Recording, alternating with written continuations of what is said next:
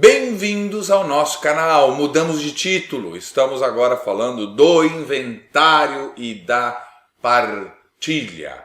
Este é o nosso 31º vídeo.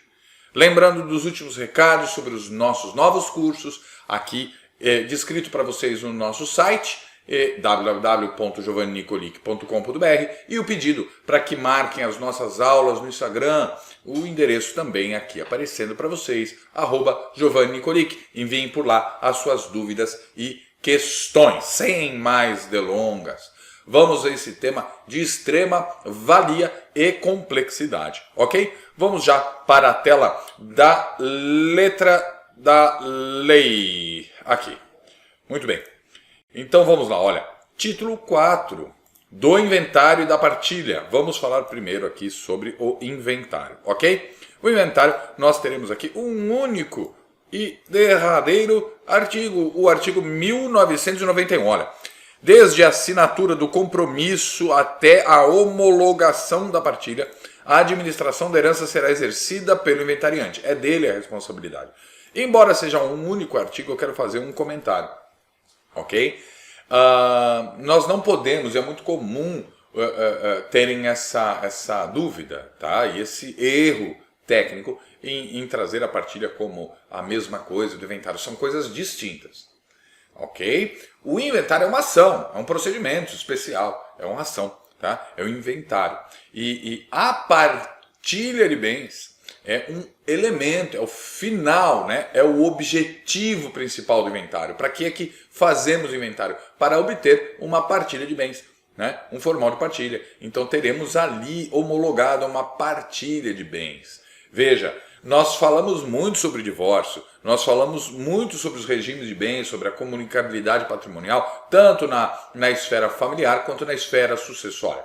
Mas quando nós falamos lá no divórcio sobre partilha de bens, ela é uma partilha emprestada daqui.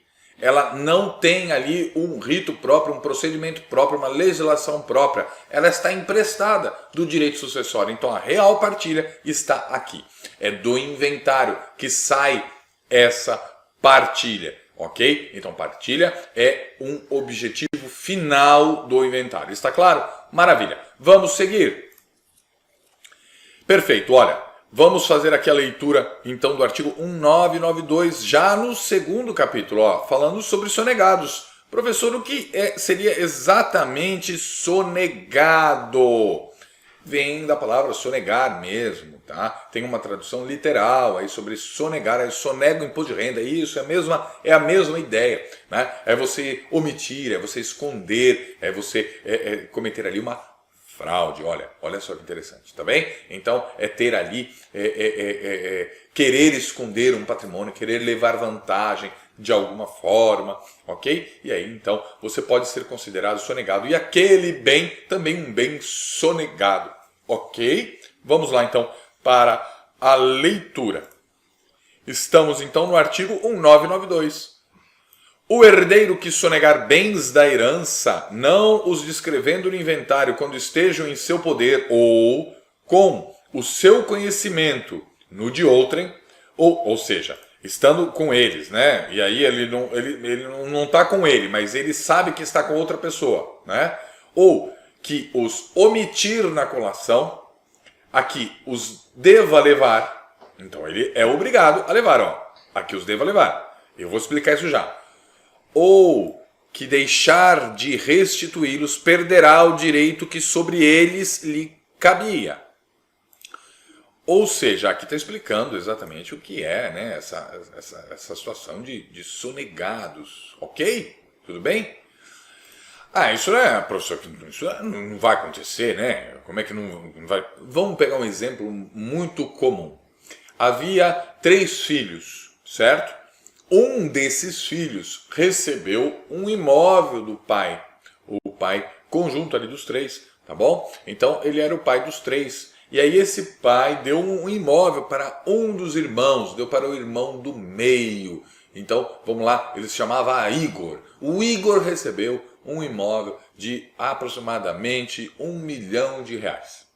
Ok? Recebeu em vida. Foi ali uma transação inter vivos. O pai doou em vida esse imóvel para o irmão do meio, que a gente deu o nome de Igor. Maravilha? Ok. Os outros dois irmãos não receberam nada em vida. Nada. E aí nós estamos na situação de inventário.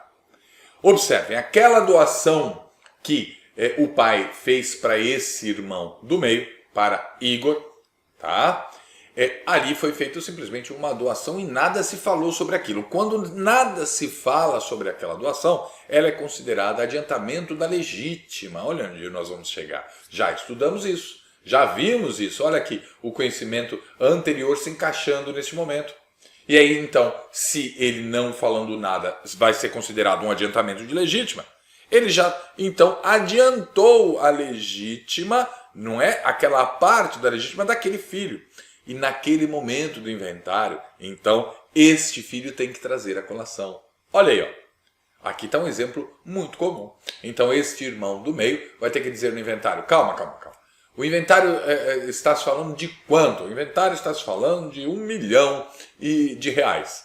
Ixi, olha, eu tenho aqui um imóvel que eu já recebi no valor de 1 milhão. E eu recebi sozinho. Então eu tenho que trazer a colação. Sabe para quê? Para se fazer o cálculo. E eu ter que pagar a cota parte dos outros dois irmãos. Aí para não ter esse prejuízo, então eu vou omitir. Eu não vou querer pagar isso. Eu vou esconder este fato. E aí, então, sobre essa situação, ele pode vir a ser considerado, né? A pena pode ser condenado, a pena de sonegado, e aí ele perde o direito a este bem. Olha onde nós podemos chegar, tá vendo? E aí ele vai ter que fazer a restituição de $500 mil para cada um daqueles irmãos, porque ele era a única doação de legítima que já teve que ser trazida, não tinha mais nada para doar, ele vai ter que restituir os outros dois irmãos. Aqui está o Instituto da Sonegação. Perfeito? Vamos continuar. Lemos 1992. Artigo 1993. Além da pena cominada no artigo antecedente, ou seja, perder a parte que lhe cabia, se o sonegador for o próprio inventariante, remover-se-á em se provando a sonegação ou negando ele a existência dos bens quando indicados. Existem esses bens? Não existem. Ok? Tudo bem? Então aqui também ele, como inventariante, vai ser removido. Artigo 1994. A pena de sonegados só se pode requerer e impor em ação movida pelos herdeiros ou pelos credores da herança. Ok? Tanto os credores quanto os herdeiros. Parágrafo único. A sentença que se proferir na ação de sonegados, movida por qualquer dos herdeiros ou credores, aproveita aos demais interessados. Então veja, só estes são aqui partes, né, aqui legítimas para ajuizarem a ação de sonegados. Professor, então, como assim? Por que eu vou ter que ajuizar uma ação de sonegados? Já não está no inventário? Eu não posso discutir ali? Não! Eu tenho que trazer ali uma ação apartada ao inventário, tá? Assim como a ação de colação, que nós veremos a seguir. E aí ela tem que correr ali apartado. Então, ali saiu uma sentença? Saiu. Ok, então realmente considerou-se que aquele irmão do meio, o Igor, havia sonegado aquele bem. Então aí sai a sentença realmente declarando ali a sonegação, decretando a sonegação, e a sua pena será aqui trazida no inventário. Então olha, está aqui, né? Foi sonegado mesmo. Saiu a sentença. Ali, os demais que não seriam partes legítimas para ingressarem com essa ação, eles não podem ingressar com a ação, mas eles podem se beneficiar do resultado dela, porque ele vai perder, né, direito àquele bem sonegado, e eles podem vir a crescer aí os seus valores. Eles podem vir ali a se beneficiarem. Maravilha? Seguindo então, vamos para o artigo 1995. Se não se restituírem os bens sonegados, por já não os ter sonegador em seu poder, pagará ele a importância dos valores que ocultou, mais perdas e danos. Eu disse isso agora há pouco. Foi no nosso exemplo do irmão do meio, em que ele tinha que devolver um valor e lá no inventário não tinha saldo suficiente, ele teve que restituir, não é isso? Em dinheiro, mais perdas e danos. Ok? É exatamente o primeiro exemplo que nós demos. Voltemos então aos nossos valorosos estudos. Artigo 1996. Só se pode arguir de sonegação inventariante depois de encerrada a descrição dos bens, com a declaração por ele feita de não existirem outros por inventariar e partir, assim como arguir herdeiro depois de declarar-se no inventário que não os possui. É óbvio, não é? Mas precisa ficar claro. Por quê? Porque eu não posso, por exemplo, dizer, ele está sonegando bem porque ele entrou com o inventário e ele não falou nada disso. Não. Tem que esperar, né? Tem que esperar, então, ele se pronunciar através das declarações dizendo, olha, são estes os bens. E aí ele omitiu ali, né? A mesma coisa aí que a gente vê na leitura do artigo sobre o herdeiro, né? Arguir herdeiro ou arguir também o inventariante, na mesma situação, tá bom? Ele só pode ir depois que o inventário, dizer que no inventário que não os possui, não possui aquele bem, ou então omitir aquele bem. Maravilha! Não temos aqui muitas preocupações com essas leituras, né? Embora tenhamos que ter cuidado que a sonegação só acontece depois da sentença e da sentença transitada em julgado, tá? Temos que tomar este cuidado aqui. Tá? Isso, embora pareça óbvio, na prática muitas das vezes atropela. O inventário é uma ação muito demorada, infelizmente, no nosso ordenamento jurídico. Tá? Ela demora muito e, a grosso modo, ela existe para não aceitar outras tantas complicações. Por isso que nós separamos. Então, qualquer arguição, né, delicada que nós temos ali naquele inventário, o melhor vai ser sempre discutir uma ação apartada, suspende o inventário, discute lá naquela outra ação para não tumultuar, e aí volta com o resultado e apresenta no inventário. A ideia inicial é esta. Continuando aqui no nosso capítulo 3, nós passamos para o pagamento das dívidas. Olha, do pagamento das dívidas. Aqui não tem grandes complicações, tá? Mas vamos fazer a leitura conjunta. Artigo 997, a herança responde pelo pagamento das dívidas do falecido.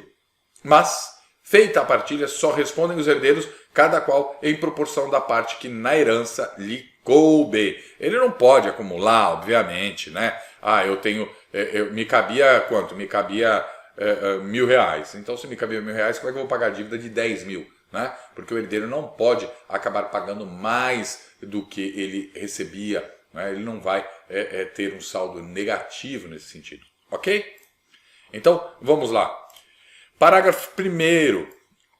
Vamos ao parágrafo 1º desse artigo 997. Quando, antes da partilha, for requerido no inventário o pagamento de dívidas constantes de documentos, revestidos de formalidades legais, constituindo prova bastante da obrigação, e houver impugnação que não se funde na alegação de pagamento, acompanhada de prova valiosa, o juiz mandará reservar em poder do inventariante bens suficientes para a solução do débito, sobre os quais venha a recair oportunamente a execução. Então aqui é uma garantia, né, desses credores desse débito, certo? Então existe, enquanto tem ali ainda uma discussão, né, dentro dessas especificações, então sendo ali contundente, aí o juiz vai dizer o quê? Inventariante, estes bens deixe reservado. Esses daqui estão para garantir essa execução, caso ela aconteça, para podermos prosseguir com o inventário. Prosseguiu o inventário e terminou antes dessa discussão, né, sobre as dívidas,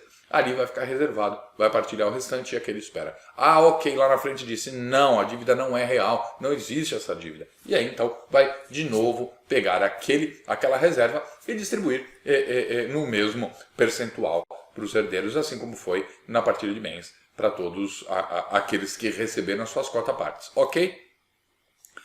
Retornando, parágrafo 2º. No caso previsto no parágrafo antecedente, o credor será obrigado a iniciar a ação de cobrança no prazo de 30 dias, sob pena de se tornar de nenhum efeito a providência indicada. Então, se não iniciou a ação de cobrança, significa que isso daqui, essa reserva, torna-se sem efeito. Artigo 1998. As despesas funerárias, haja ou não herdeiros legítimos, sairão do monte da herança.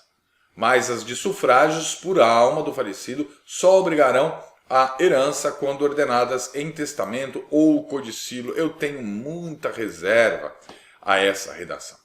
porque quem sabe o que é sufrágio da alma? Quem não sabe o que é sufrágio da alma, então dê pausa, porque não é uma questão jurídica, tá? Procure aí no Google, procure aí no dicionário. Eu gosto muito do dicionário, né? Mas hoje em dia é tudo no Google. Procure aí no Google o que significa o termo sufrágio da alma. É um conceito religioso católico. Por que é que eu sou muito reservado a essa redação? Porque se em Constituição Federal é declarado que o nosso Estado é laico, então eu discordo veemente a qualquer disposição religiosa no nosso ordenamento jurídico, em qualquer tipo de decisão ou legislação, em respeito à diversidade religiosa. Ok? Então, aqui é uma distinção a um ritual católico, mas muito pouco utilizado hoje em dia, tá? Mas há aqui uma previsão legal para isso, certo? Tirada essa ressalva, continuemos a nossa leitura. Artigo 1999.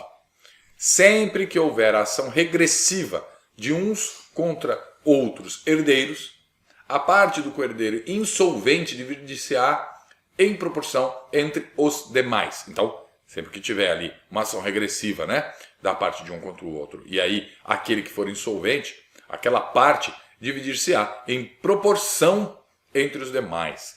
Como assim, né? Então, olha, aquele herdeiro ali é insolvente, não tem como fazer essa distribuição. Então, nesse sentido, os outros que conseguem ainda nas suas cotas partes ali fazer essa composição, então eles vão trazer essa compensação. Ok? É isso. Sem muito segredo.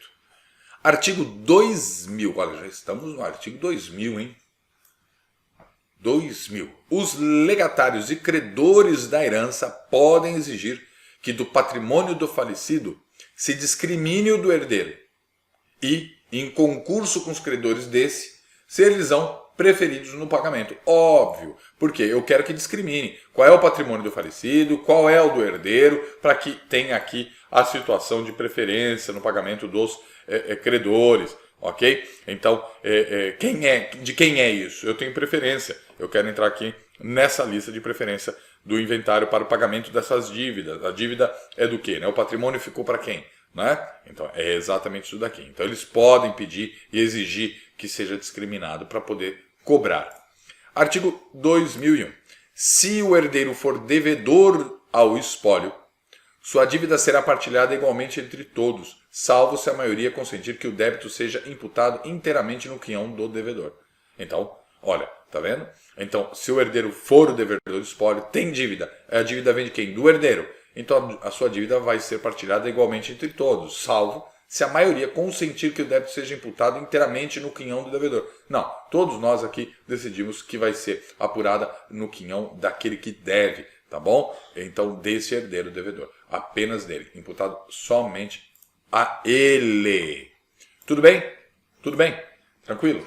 Eu vou continuar aqui para falar sobre a colação, porque é a mesma ideia, o mesmo conceito, e fica mais fácil de termos aí uma compreensão, certo? Sem muita complicação. Eu não vejo muita complicação nessa matéria. É uma matéria que eu gosto bastante, porque ela é clara e objetiva. Embora tenhamos, obviamente, né, vertentes aqui muito divergentes, doutrinárias, questões muito mais aprofundadas, infelizmente não é possível nesse nosso estudo nos aprofundarmos tanto, né? Mas aqui a gente começa a ter um pouco de noção sobre isso. Então, vamos falar agora sobre o capítulo 4. Vamos falar sobre a colação, da colação. O que seria exatamente, antes então de fazermos a leitura, uma explicação básica sobre essa colação. Nós demos o exemplo, né, daquele filho que precisava trazer ali a colação, não é isso? Desse bem já recebido. Eu tenho que trazer aqui a informação de que, olha, eu já tive aqui o adiantamento de legítima, tá vendo que aquele exemplo vai seguir para todas essas explicações. Então eu tenho ali já um bem que foi antecipado em legítima, e eu tenho que trazer a colação, tenho que dizer, olha, isso aqui eu já recebi, então esse bem aqui já foi meu, eu tenho que agora fazer a equação nessa partilha, tá bom? Para apresentar a partilha, certo? Então vamos lá para a leitura, ó. 2002. Os descendentes que concorrerem à sucessão do ascendente comum são obrigados, para igualar as legítimas, a conferir o valor das doações que dele em vida receberam, sob pena de sonegação. Tá vendo? Olha aqui o exemplo se repetindo. O exemplo que nós demos está constantemente se repetindo. Parágrafo único. Para cálculo da legítima, o valor dos bens conferidos será computado na parte indisponível, sem aumentar a disponível. Ok? Tudo bem? Entenderam isso? Para calcular a parte legítima, os 50% da parte legítima, o valor dos bens conferidos será computado na parte indisponível, sem aumentar a disponível. Não vai aumentar lá, vai computar aqui só na parte indisponível. Ok? Acho que aqui tem uma leitura clara, né? E ela fala por si mesma. Tá bem? Vamos lá, artigo 2003. A colação tem por fim igualar, na proporção estabelecida neste Código, as legítimas dos descendentes e do cônjuge sobrevivente, obrigando também os donatários que ao tempo do falecimento do doador já não possuírem os bens doados. Ok? Então, ela tem essa colação, ela vai acontecer exatamente no exemplo que nós demos daquele irmão. Então, que é um termo, são termos aqui mais delicados, né? Mas está tudo dentro do exemplo. Aquele irmão do meio que recebeu, o objetivo de trazer essa colação é para poder igualar com todos, né, os outros o valor a receber de herança. Não é isso? Não tem grandes segredos, não tem. Aqui é muito tranquilo. Parágrafo único. Se computados os valores das doações feitas em adiantamento da legítima, não houver do acervo bens suficientes para igualar as legítimas aos descendentes do cônjuge, os bens assim doados serão conferidos em espécie ou, quando deles já não dispõe o donatário, pelo seu valor ao tempo da liberalidade. Foi exatamente o nosso exemplo. Ele teve que arcar com os valores, né? Teve que fazer o pagamento, ele teve que restituir. Artigo 2004. O valor de colação dos bens doados será aquele certo ou estimativo que lhes atribuir o ato de liberalidade. Parágrafo 1º. Se do ato de doação não constar valor certo, nem houver estimação feita naquela época, os bens serão conferidos na partilha pelo que então se calcular valessem ao tempo da liberalidade. Então, ou seja, vamos lá. Eu não tenho como saber aqui agora quanto custa isso. Então eu vou tentar calcular lá quando ele tinha essa possibilidade, quando existiu, né, essa liberdade para a prática, né, desse ato, quanto é que valia lá? Vamos fazer aqui vamos achar aqui um valor, vamos achar o valor aqui, tá? Para isso, de quanto valia lá. Tá claro? Tá claro aqui? Isso faz muita diferença na prática, viu? Parágrafo 2º. Só o valor dos bens doados entrará em colação.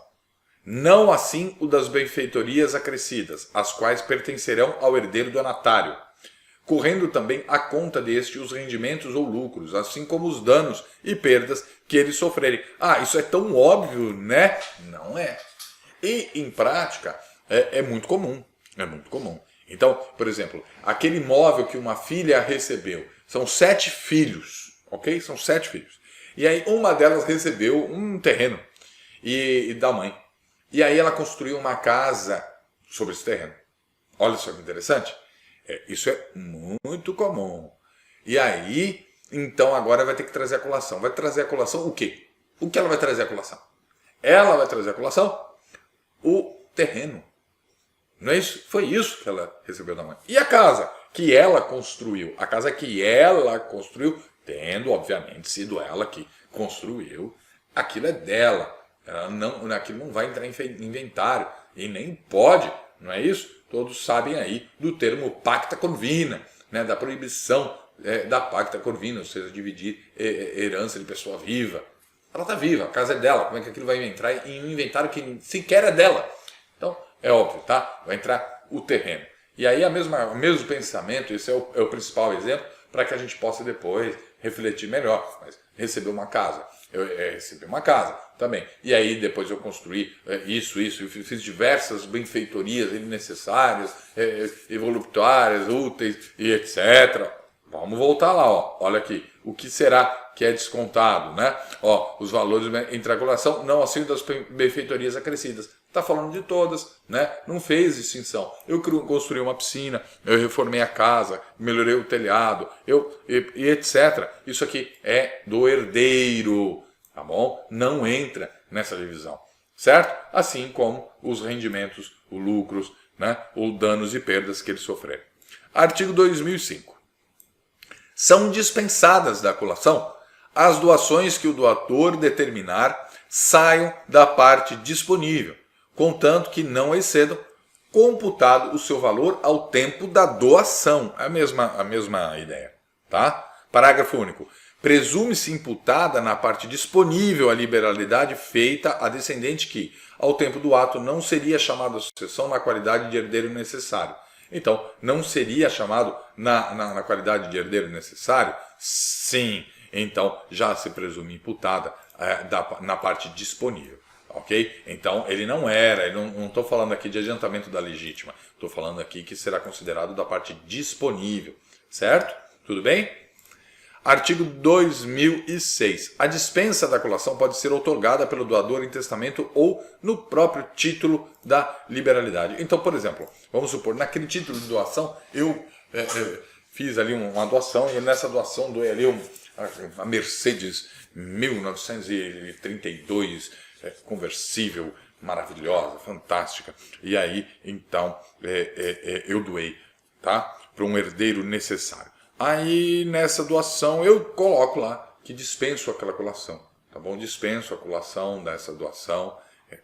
É um instrumento ali, né, que eu posso já dispensar. Claro, eu tenho que ter ali outras motivações. Eu posso colocar ali que aquilo está da parte disponível, e aí eu peço a dispensa, né, dessa doação, e por aí vai. Então, no testamento, eu posso deixar lá que eu dispenso os herdeiros de trazerem a colação dos bens. E, claro, se estiver tudo correto e legal, não é isso? Dentro de todos esses cálculos que nós falamos anteriormente. 2007. São sujeitas à redução as doações em que se apurar excesso quanto ao que o doador poderia dispor no momento da liberalidade. Então, naquele momento, ele poderia dispor de 100% do seu patrimônio para doar um imóvel a terceiro que não fazia parte de... Não podia. Então, se não podia, aqui estão sujeitas à redução.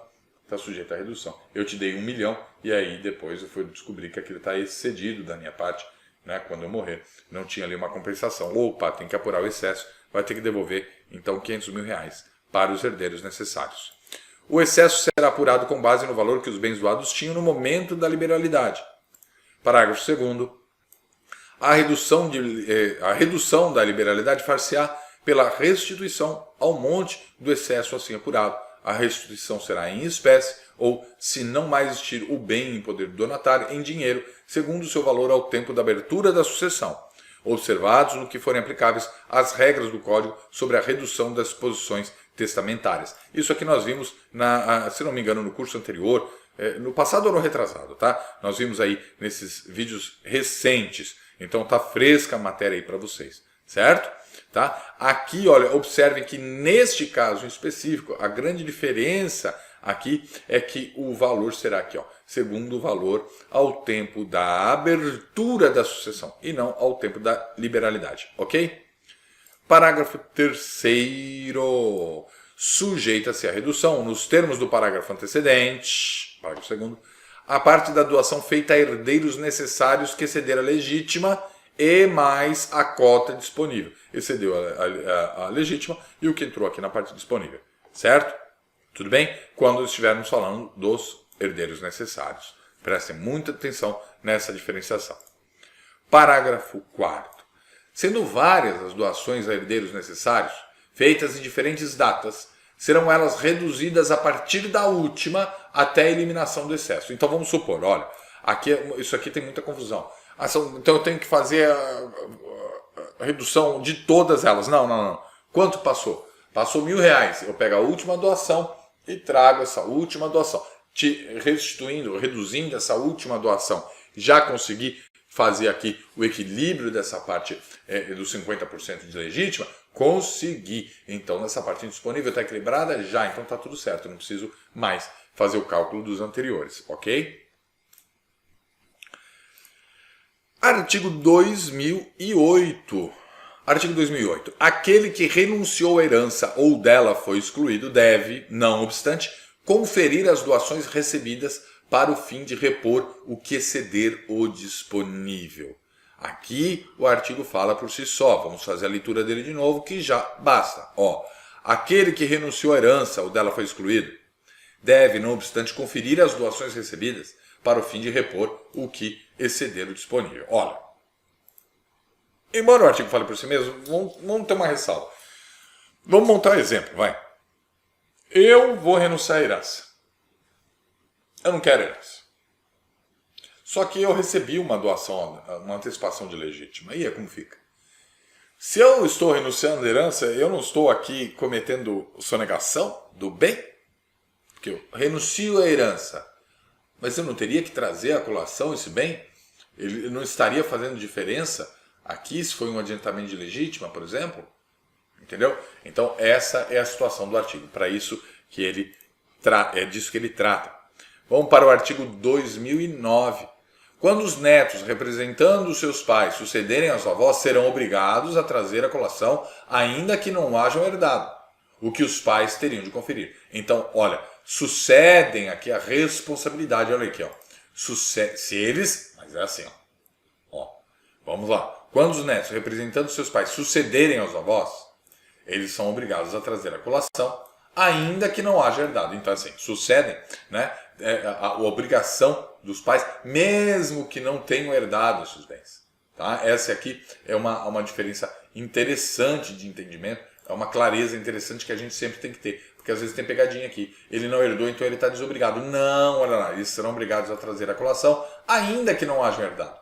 O quê? Aquilo que os pais teriam que conferir, tá bem? Aquilo que os pais deveriam apresentar na colação, então eles fazem o mesmo. Artigo 2010. Não virão à colação os gastos ordinários do ascendente com o descendente, enquanto menor, na sua educação, estudos, sustentos, vestuário, tratamento das enfermidades, enxoval, assim como despesas no casamento ou aos feitos interesses na sua defesa em processo crime.